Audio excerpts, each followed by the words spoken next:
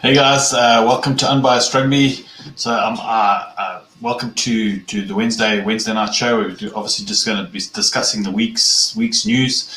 It may make noise here on this. I'm watching the show here on another side here. The sound is off on that side. So yeah, I was just going to go through the week's news, see what's been happening out there. There's been some big things happening out in some places in the world, but I'm going to leave that for a discussion just now. So I'm just going to go through some of the news items from the last couple of weeks. So obviously, there's been a lot of things with the Saracens deal with them. Actually, they've basically admitted that they've been cheating and they're obviously going to lose that to the 35 points. I read an article quite interesting about sponsorship and things like that. So it just goes to show that cheaters never prosper in the end because it's going to affect their sponsorship deals, even if they drop or if they don't drop. Hi, 11 just said, welcome to the show. So yeah, I just think it's just another blowout for what's happening in the Premiership. And I'm not saying all the Premiership. Evening, Mark, welcome to the show. And I'm sure. Look, you can look at the Saracens things in lots of different ways. At least something's happening. I think lots of people have been basically saying, I don't know, Limey. Welcome to the show, Limey Turtle. I don't think I've seen you here before, but welcome to the show. So yeah, look, I don't know. It depends where you're looking from. If you're a Leinster supporter and you've got a certain salary cap that you have to deal with and things like that, then yeah, maybe it is a big thing.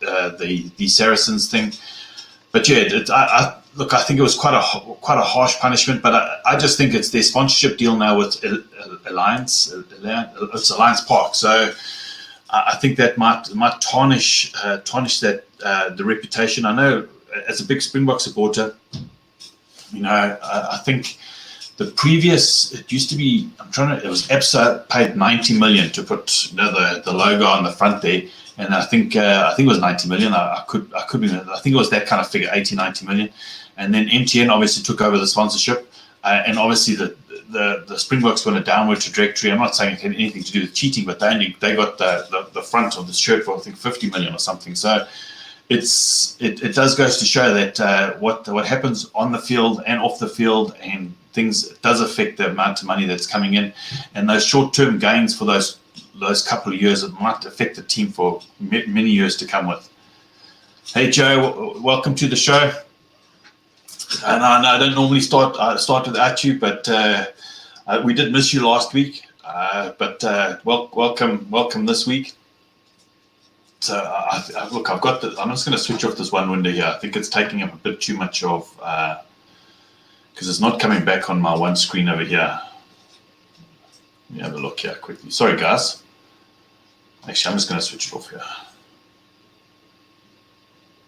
Yeah, there we go.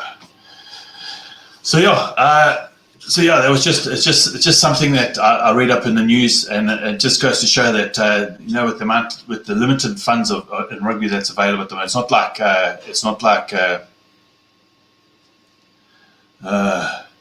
well, congratulations, Joe. That's just awesome news. That would be absolutely wonderful. Due date is in 2 weeks. Ooh, sheepers. Now then the fun and games is going to really start. My wife and I, we can't have children, not for any other reason than we just can't. And my cousin phoned me the one time, and I was chatting to him, and he said, I didn't really know how to, because I was going to congratulate him on his second baby, and he said, well, he didn't know how to say this to me because you knew that we were having problems having children and stuff. And I said, well, when I'm driving past you with my Ferrari, one day when your kids are 18 and I've got my Ferrari, you'll be smiling. So I'll be smiling, but that hasn't happened either. So, but yeah, it's carry on with the thing. So actually, want to just change one of these pictures quickly to the right one. So one of my favorite players currently playing is Tyler Ardron. There we go. Yeah, and he's obviously going to be the captain for the Barbarians. If you guys watch a lot of Super Rugby, I'm not 100% sure how many people follow Super Rugby. That would be awesome, Joe. If your child makes Leinster Academy, that would be absolutely incredible. So yeah, Tyler Ardron, I don't know if you guys have watched him play for the Chiefs. He's the Canadian international. He's the Canadian captain. He's going to be captaining the Barbarians this weekend. I really like the way that he plays. For a Canadian player to obviously break out into the New Zealand system, especially playing with the Chiefs, and it's not like he's just there or anything. Jeepers, Colby heading to Munster. Jeepers, that would be a big thing. Wow. Geez, Munster must be on a huge, big recruiting drive if they're going to go for Colby, because I don't think Toulouse are going to really want to get rid of Colby. You're going to have to pay some serious dollars to try to get Colby to go play in Munster, because Toulouse they're an excellent side, but they have some great players, but there's none at the level of Chisholm Colby. 600,000 a year. Jeepers. That's 600,000 euros. That's not bad. Yeah, I don't see him leaving. I don't see him leaving Toulouse, and you know what? It always happens. You know, when CJ Stunder's contract was up, and there was all this talk that he was being taken over from. He was going to be bought by one of the French clubs or something like that for a certain. It was a huge amount of money. I'm sure it's these guys' agents. You know, they're doing their job for them. Evening, James. Welcome to the show. They're doing their job. They're spreading the rumors out there to try to get their salaries a little bit higher. And yeah, I see that must be the talk, because I really don't see him leaving Toulouse. I don't know what you guys think if he's going to leave Toulouse. Exactly, he was never leaving, but it's all about smoke and mirrors. And it's if he could eke out an extra 50,000 in his contract, yeah, you can't blame the guy, and that's what he pays his agent for, you know, to get him the best bang for his buck. So yeah, but yeah, Tyler Ardron coming back to the Barbarians is. Are we going to see them playing against Brazil? Yes, less bonus for win trophies. Apparently, it gets a more beneficial grant. Okay. So, Tyler Ardron, captaining the Barbarians, great Chiefs player, great player. So, yeah, I'm looking forward to the game of the weekend. I don't think it's going to be shown live here on South African TV, but we'll see what happens, you know. Next thing that we want to talk about is actually quite interesting. I'm just going to go to this thing over here, change the picture here, and I'm a big believer in headgear. There's a reason why I believe in headgear. You know, my grandfather was the doctor for the Springboks for many years, and he always used to say he believed that concussion had all to do with, for him, it was all about neck strength. So he used to always be really big on neck strength for the players. And that's why you notice that props don't normally get concussion. Let's be honest. Maybe they're not in the same kind of impact, but they don't get concussion because he believed it was because of the strength of the neck. And he believed that that's what stopped the jarring. But, you know, I'm not a professional, but that's what he said. And I honestly believe that up to a certain age, I think headgear should be a mandatory equipment for these players. You know, we're there to protect the head, and I honestly believe that it's the way to go forward. I don't know what you guys think about headgear. I know a lot of people don't like playing with it because they can't really hear 100%. But you know, if you've been playing with it since you were 12, you know, you get completely used to it. And you know, there's nothing worse than seeing some of these players that obviously there must be a correlation between head knocks and motor neuron disease, because a lot of ex-rugby players get motor neuron disease. I think Joost van der Westhuizen, that's what Joost van der Westhuizen had. I know there's a few other Sharks players that got it. So yeah, I just think it's just something we need to protect. And for me personally, I think headgear is the way to go. I'm not into pads and I'm not into those kind of things, but the head is a pretty strategical. I don't even know if that's a word. Strategic place to protect. Yeah, I agree. I just think it should be absolutely mandatory to wear headgear.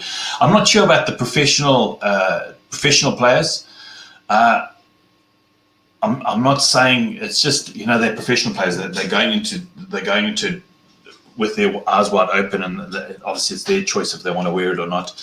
But I just think it's the way to go forward. It'll just, especially this new helmet, this new headgear. No shoulder pads. We're not going down American football route. I'm just talking headgear. This is Irish headgear. It's designed in Ireland. I was reading up about it. Very, very interesting. Nice tests that are coming out, and I'm really hoping that it becomes fairly mandatory for players to start wearing headgear, because I just think it's the right way to go. Tackle technique, and they talk about tackle technique, and they talk about concussions, and they talk about a lot of these kind of things. But if I take a player like Patrick Lambie, excellent number 10, I think if he had started his career wearing headgear, maybe he wouldn't have been in the same concussion loop which he got caught in. Thanks CJ Stunder for that. But yeah, I think it's the way to go. Headgear is the way to go, and you can be a purist, you can be whatever you want, but at the end of the day, I think the kids need to come out, and it just needs to be something. Make it cool. You know what I mean? I don't know how to promote it. Here's another interesting story. So 20 top SA schoolboys raided by overseas club. So what's happening now is, obviously with the 5-year rule, the kids are being Kiwi, not just South Africans. Yeah, I just hope not, Limey. I'm gonna be a bit of a purist. I just think now I see some players wear the shoulder pads, and they wear some armor stuff on the front here. Not heavy stuff or anything like that, but I just think you can I'm not saying it's in a good way, but you can lose an arm and still carry on. But if you lose your head, that's it. It's tickets. So I just think it's something we need to protect completely. These players need to have a future after rugby, and the head is probably needs to be protected, especially nowadays. The guys are much bigger. We've got these huge 110, 115 kilogram centers that run sub 1100s. Probably just above 10 seconds, and you running into that's a huge amount of impact. And I just think we just need something just to protect the head. But yeah, coming back to the schoolboys, so South Africa, 20 of our top schoolboys have already been raided going overseas, because it makes sense. The kids are 18. By the age of 23, they'll be eligible to play for those countries, and I can't blame these kids for going. Playing for the Springboks doesn't have the same allure anymore. I'm hoping it still does. I would have loved to have played for the Springboks, but you can't besmirch a guy for, if he's sitting there, he's at Cravenwerk, he hasn't cheated or doped, and you can see that there's 3 or 4 fly-offs ahead of him that are probably going to be picked up and taken through to the Super Rugby. Then they should go, and it's a great way for kids to go travel the world, see the rest of the world, and obviously make a bit of dollars along the way. So yeah, I can't blame it. I saw that there were 2 Kiwis that were selected for Wales this last week, and I think people are up in arms. But the world's become a pretty small place, and there's just a certain amount of contracts that are available in the Southern Hemisphere, and that's it. And look, in all honesty, the money's up north. I know a lot of people here on the channel are from up north, and that's where the money is. And you can't blame the kids for wanting to go there. And the contracts are there, the clubs are there, the money's there. So yeah, go for it. Good on you. Just that's my 20 cents. If Sorry was a little bit better in keeping their players, then maybe they could identify some of the players beforehand, and I know there's a whole new system they call pony players, players of national interest. Do you know? No, they're mostly going to Europe, James. They're not really going through to Oz and New Zealand. I think Australia and New Zealand, I'm not sure about New Zealand just yet. I think the All Blacks jersey does have a big pull on some of the players there. But yeah, I'm actually doing a show this weekend. It's not going to be a live show, but I'm doing a show with Untitled Rugby. I don't know if you guys have seen his show. It's very, very good. We're going to be talking really about SANZAAR, about the revenue model in SANZAAR. Not really in a negative kind of way, but really in a real positive kind of light. So we're going to be talking about SANZAAR, Super Rugby, where we see Super Rugby going, the conference system, how he's awesome. And so we're going to be doing a show on that, just talking about SANZAAR, Super Rugby, talking about Fiji, expanding the game, maybe changing the format of Super Rugby. But yeah, always in a positive light. And because that's how I like to have my channel and try to work with how the system is. You know, just take what Rusty just did. You know, we couldn't. Yeah, it's different. Actually, I could speak to him, but it's going to be like 10 o'clock Saturday morning. So, you know, a lot of people aren't around at that time. You know, because it would be 7 p.m. his time. I can speak to him and see if people want to have it live, then we'll do it live. But yeah, so he's going to be joining me. We've set up a nice set of questions about it. So join us if he wants to do it live or watch it. Then it's just to do with SANZAAR, Southern Hemisphere Rugby, how we can work better with the North. I think the future for Southern Hemisphere Rugby is Northern Hemisphere Rugby. That's my personal belief. And rather work with the system than against the system. Rusty did it. Let our big players go play overseas, and we just don't have the kind of money to be able to keep those big players. You know, you got to put into context, guys. You know, let's take a player like say Andre Pollard. It's Andre Pollard. So the max he can probably earn in South Africa is probably about 5-6 million rand. That's with the Springbok contract and his Bulls contract. It's about that kind of money. It might be a little bit more, might be a little bit less, but it's about 5-6 million. But if he goes and plays in France, he gets €1 million contract, 16 million rand. You know, so you got the maths. Just the maths is the maths. You know, you can earn 3 times the amount of money playing in Europe for essentially playing the same game. And at the end of the day, you can't besmirch the guy for going across. Go for it. And you know, but we need to be able to have a viable Southern Hemisphere competition. I'm a big fan of Super Rugby, so yeah, join us on the weekend. I will chat to him, and we'll see how we go. You know, I've been leaving one big story out. Well, I'm going to get there shortly. We're going to get there right at the end. 16 rand to €1. Yeah, that's exactly what it is. So literally €1 million contract, 16 million rand. It's 3 times more than what he could earn in South Africa. Come on, you know, it's like a no-brainer. Yes, maybe in the top 14, but you treat it more as a piece of meat and a commodity. But you know, the guy does 4 or 5 years there. He's literally earned 3 years there, and he's literally earned more than what he had ever earned in South Africa in 3 years. So yeah, can't blame the guy for going. Then I saw an interesting, not really an article about it, but it was talking about is there like the death of attack rugby. Well, go on Rugby Past. You'll see there's a real interesting article on it about attack rugby.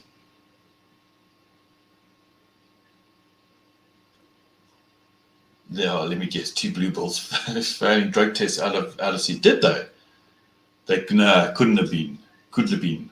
You know, because, you know, according to the rest of the world, we're so lackadaisy when it comes to drug testing that the guys can do whatever they want, and we just let it go, and they can just carry on playing, and yeah, absolute rubbish.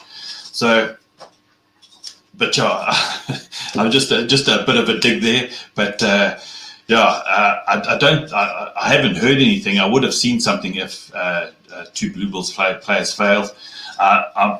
I'm going to be talking about the Blue Bulls coming up fairly soon. Everyone knows that that's my team, and Did they?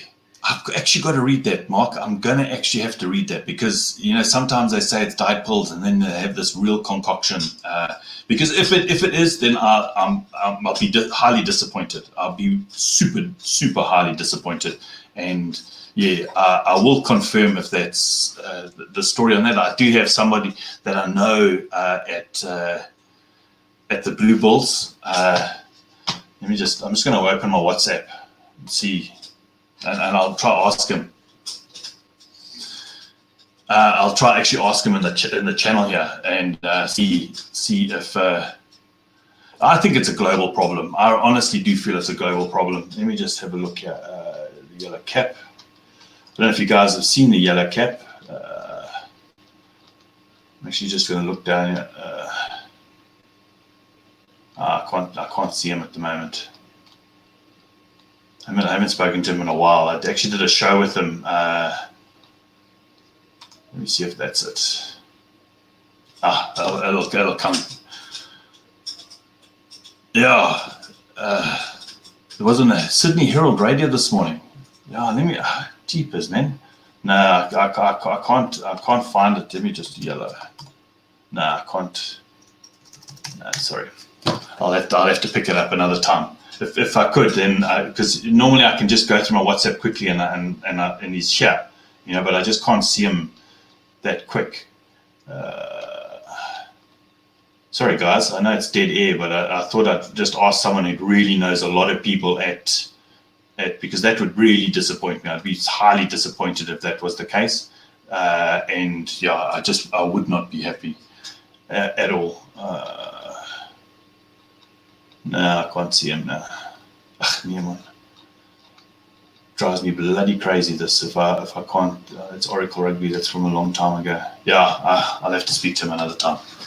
So yeah, talking about attack versus defense rugby. Now look, let's be honest. I love attacking rugby. There's nothing beats watching. I'm going to be honest. For the best attacking rugby in the world, go watch a Super Rugby New Zealand derby. I think it's the best attacking rugby out there. Watch a team like the Hurricanes versus, not the Crusaders really, they play a different kind of game.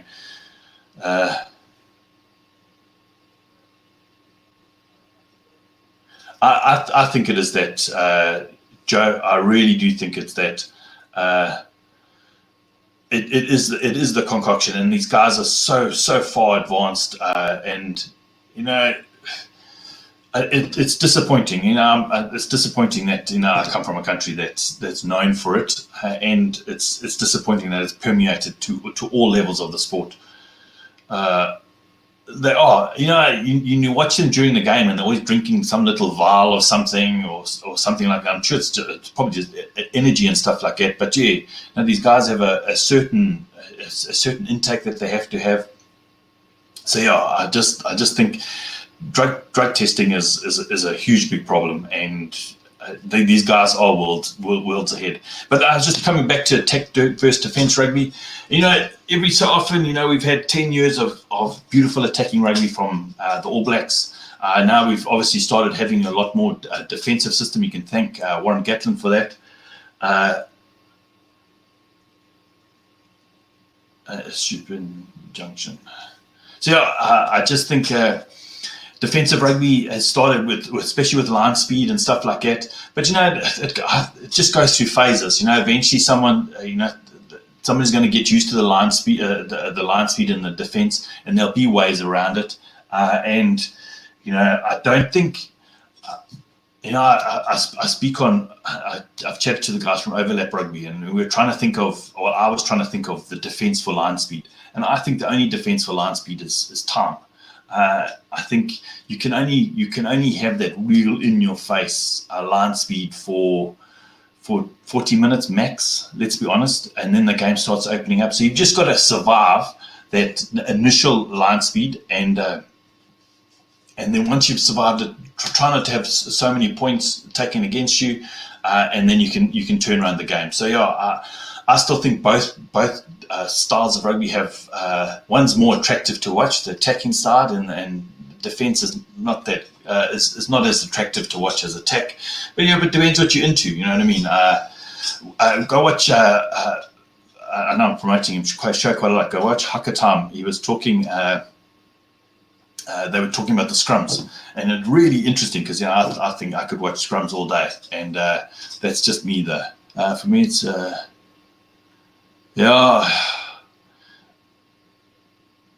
it does. It does, and I agree with you there, Joe. It goes through phases. We just need, you need a real good attack coach that can really start analysing it, and because there are some sublime defence coaches out there. Let's be honest. Jacques Nienaber, who's the guy from England, man? Somebody will write in the comment. I agree. The kick is it is the way to go. I also do watch. I enjoy watching an arm wrestle. I enjoy watching 35 phases. I'm going to be honest. Maybe I'm a purist. I remember when I started really enjoying it. I watched a Wales game. I think it was in the 90s. Could have been in the 90s or something. And then I just saw Wales, and they literally started at the halfway line, and it took them 35 or 40 phases, and they scored a try. And I just thought, wow, that's amazing. I just thought they just stuck in there, and for me, I loved it. But yeah, also watching Bone and Barrett doing an offload, some of those offloads. If you watch some of those Super Rugby games, those offloads, so some of those New Zealand players that pull off are just absolutely amazing. Look, I'm not gonna. There's some great tries all over the world, but I'm going to be honest. On average, yeah.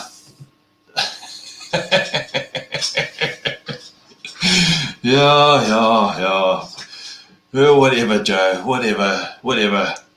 Yeah, nothing. I've always said the most beautiful moment, the absolute most beautiful moment on a rugby field is when the tight head prop offloads to the loose head prop to score a try. That you cannot beat it. Let's be honest. That is, it's got everything. It's got the slowest people on the field doing an offload, scoring a try. Come on, guys. You've got to be excited by what I've just said. That is the most exciting moment in rugby. Or that Carl Sinclair try where he ran from the 22. And let's be honest, everyone was happy. Everyone is happy when you see a tight head prop running 25, 30 meters, scoring a try. Everyone goes, jeepers, what an amazing thing. Everyone was happy, up in arms. I just think, come on, nothing beats that.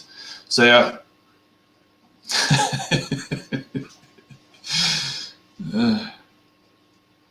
exactly. Or the other moment that was amazing. Did you watch? I think it was last year's Super Rugby. It was Super Rugby where Brodie Retallick did the fake. He did a fake, and then he stepped to the one side, and he scored a try. Come on, guys. There's nothing beats a forward that does something just awesome like that. Come on. Okay, let's get to the big news. The big news of the week, and it's. Kept it for last. We all know what I'm going to be chatting about. It's the big news of the week, and there it is. Dave Rennie is the new Wallabies coach. What do you think? What do you guys think of that?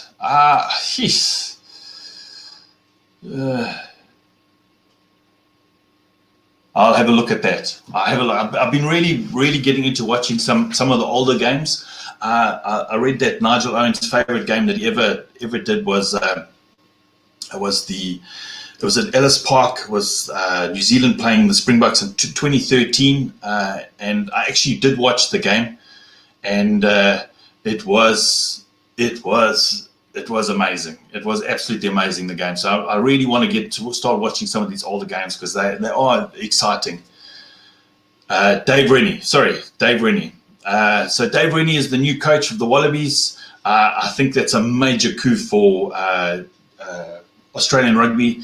The guy is really amazing. But I think he had even more success. Rugby first, England second. That's a good one. He was obviously the Chiefs coach. and he won 2 titles with the Chiefs. But not only did he win 2 titles, I think he got 5 finals in those 7 years that he was at the Chiefs. I think it was 5, could be 4 or 5. He was in the final. I think they've got the right coach. I'd like to see who's going to bring as his assistants, and I'd like to see how much backing he actually does get from the Australian Rugby Board. I need to see that. You know, the reason why Rassie did so well was when he came back, he said, "This is what I want. This is what you're going to give me," and that was it. And if you're going to go down a completely different route with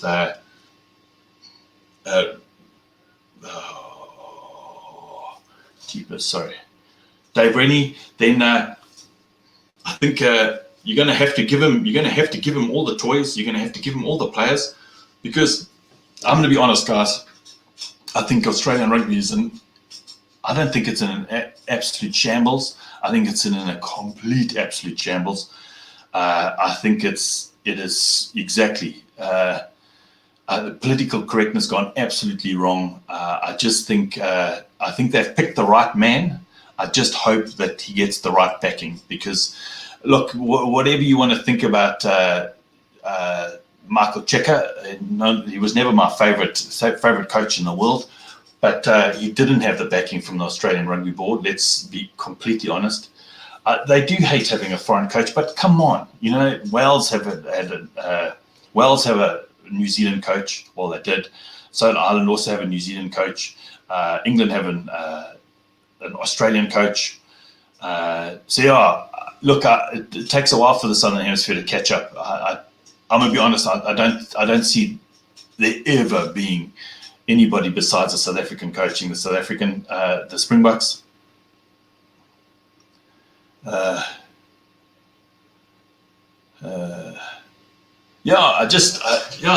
didn't like Robbie Deans at all. I just think that he's the right coach that they need. They need someone who's got a bit of gravitas, you know, somebody who actually has been around, knows what's happening, and has actually had success.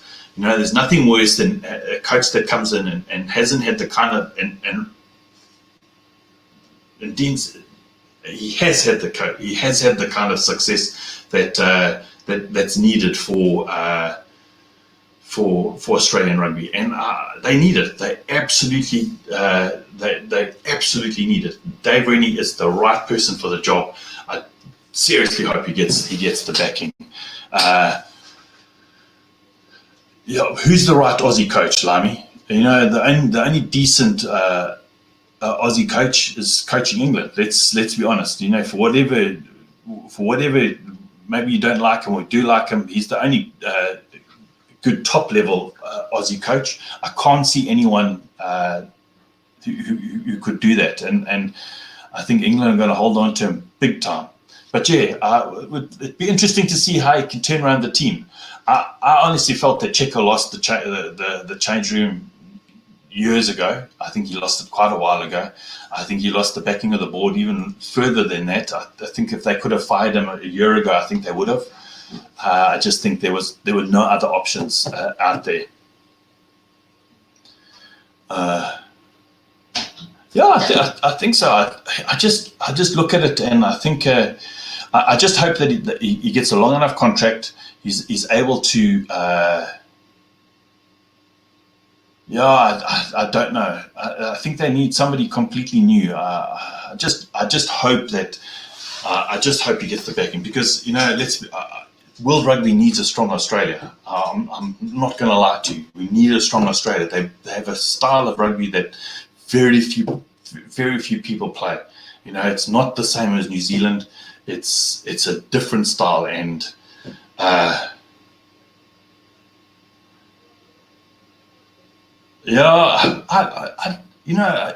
remember the David Kimbisi days. You know, they're like the real. You know, he was the scrum half. He was amazing, absolutely amazing. Kenya? No, not Kenya. But yeah, I just like having a strong Australia. We need it. They play the most attractive brand of rugby out there. It's not the same as New Zealand, who play this all-out attack, or actually it's clinical attack. They are just they are just an amazing team to actually watch play, and I'm hoping that they can pull themselves out of the doldrums, and box waters, they play a more attractive brand than Springboks. Look, Ultimate Sharpshooter, I think a lot of teams play a more attractive brand than the Springboks, and I'm not trying to say that in a harsh way. It's just I think a few teams do. Everyone has their own strengths, and World Rugby needs a strong Australia. Southern Hemisphere desperately needs a strong Australia. If we can have New Zealand, Australia, and South Africa playing, and Argentina playing at the kind of levels that we know that they can play at, I think the Rugby Championship would be a stronger competition. The Southern Hemisphere would be a stronger, bring a stronger offering to when we go play the rest of the world. I just don't know. I just don't know about the Super Rugby sides. I think I still think New Zealand are going to dominate the Super Rugby absolutely big time. That even though we've all lost players, I think the level of New Zealand players are just a step higher than a lot of the South Africans and the Australian players. So, and that's not. I'm not saying that in a bad way. I'm just saying it's the truth. There's no country that has the depth that New Zealand does. But that's the big news for the week. There's always something big happening, and Dave Rennie's the new Wallabies coach. Let's see how it pans out.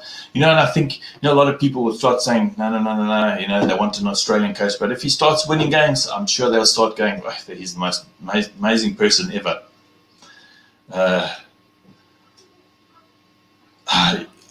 Ultimate Sharpshooter. I absolutely agree with you. They always have the best players. You look at the pack that the Stormers had last year, and you think, good grief, a pack that was essentially a Springbok pack, and they couldn't get it. I don't know, Robbie Fleck's not the coach anymore. I don't think he is. And I know Robert Dupree's gone from the Sharks. Actually, even the Lions have a new coach, Cheapers. I think everyone's got a new coach except the Bulls, but the Bulls have all their players have gone. So, I think it's going to be a very interesting. That's the one thing about Super Rugby in South Africa at the moment. You don't know from year the teams, because there's just up and down. But guys, that's this week in rugby. It's been interesting. There's been a few stories. I think this weekend there's a few European games. I think there's 5 games being shown on local telly here.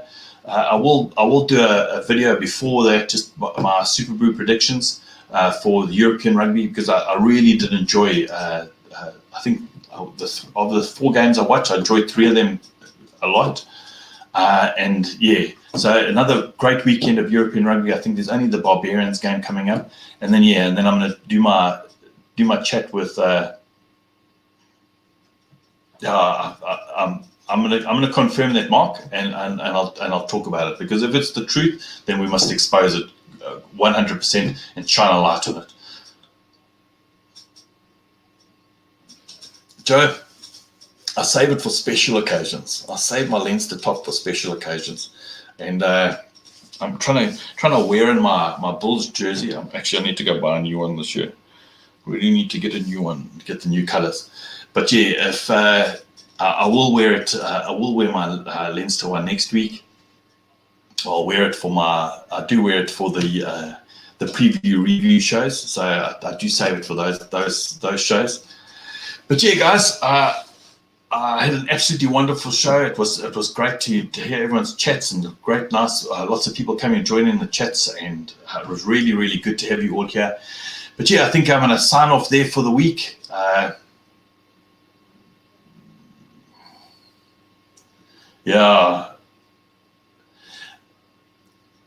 Okay, 5 more minutes. I've got to answer this question. Rugby first, English second. Yes and no. The biggest problem with Southern Hemisphere rugby is the stadiums. Stadiums are quite big. So there's a few things. There's cost of tickets. The tickets aren't too bad. I think some of the tickets range. It depends where you want to sit. But I'm going to Newlands this next year. I want to go watch the Bulls play the Stormers, and I think the ticket come in at about 160 rand, and that's like prime two seats. Sitting right in the middle. And Newlands is one of the better stadiums to go watch because it is quite festive there.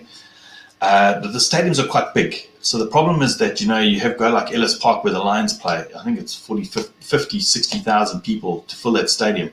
And, you're never going to have that many people coming to watch a Super Rugby game. So it gets kind of difficult. I know that Kings Park, I think that's where the Sharks play.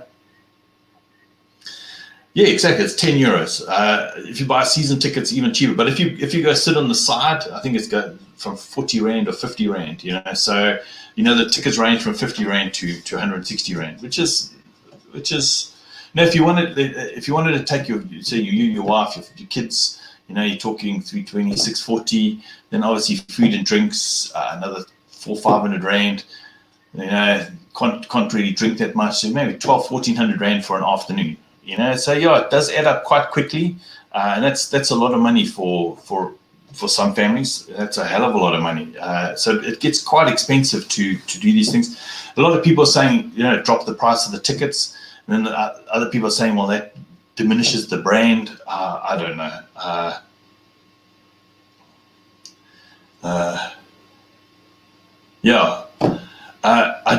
It's just the problem with the size of our stadiums.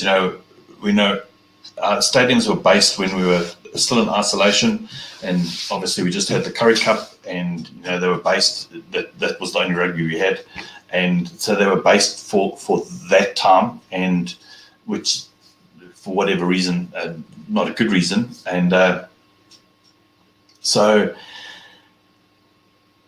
it's hard to fill these stadiums. So I saw that Kings Park, what they've done is they've done advertising. So they've got huge, big advertising blocks over their top tier. So their top tier is just advertising. So they can obviously sell that space, that advertising space, and then they just have the bottom tiers for the game. I think that's probably the only way to go forward, is to close all the top tiers and just have the bottom tiers open, and then you obviously have the space. I don't think it's a good idea, Ultimate Sharpshooter. The reason, even though I know Newlands, I love Newlands, and I've been to Cape Town Stadium a couple of times, I just think it's such a big stadium. It's so big. I just don't know. I think they might have better attendance, but it's the Stormers. The Stormers have always had good support, so which I think is great. The other thing is, people do other things now. There has to be some kind of value add for people to go there. You go to, if you watch a Super Rugby, and there needs to be something else around it. You need to have a carnival outside, for your little kids to go do this and do that. So it's like a day. You can go there. Your kids are safe, and yeah, I think that's the only way to go. But yeah, also the other thing is, a lot of the stadiums up north, I watched the Connacht game and I thought, jeepers, it just looked like that literally looked like a schoolboy field. If you go to Paul Boys or something like that, they got bigger stadiums than Connacht have, and that's the big thing.